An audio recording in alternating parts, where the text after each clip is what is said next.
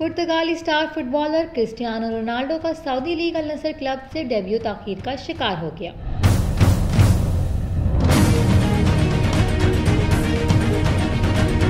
दुनियाई फुटबॉल के सुपरस्टार पर गुज़िश्ता साल अप्रैल में एवर्टन के खिलाफ मैनचेस्टर यूनाइटेड की 0-1 से शिकस्त के बाद फुटबॉल एसोसिएशन की जानिब से इनके खिलाफ की गई कार्रवाई की वजह से 2 मैचों की पाबंदी आयद की गई है। 37 साल फुटबॉलर सऊदी प्रो लीग में मरसूल पाक में अल-ताई के खिलाफ अपना पहला मैच खेलने के लिए तैयार थे कि इन्हें इस पाबंदी का सामना करना पड़ा। नवंबर में रोनाल्डो को इंग्लिश फुटबॉल एसोसिएशन की जानिब से नामुनासिब और पुरतशद्दुद तर्ज अमल का कसूरवार करार दिया गया। एवर्टन की शिकस्त के बाद एक नौजवान पुरस्कार का खून तोड़ने पर इन्हें 2 मैचों के लिए मुअत्तल किया गया। 2 मैचों की पाबंदी के अलावा इन्हें 50,000 पाउंड जुर्माना भी आयद किया गया। तमाम वो मुअत्तली को पूरा नहीं कर सके क्योंकि बरतानवी क्लब मैनचेस्टर यूनाइटेड के साथ इनका मुआहिदा खत्म हो गया था। इसलिए अब इस पाबंदी का इतलाक इस वक्त होना था जब रोनाल्डो किसी नए क्लब में शामिल होते।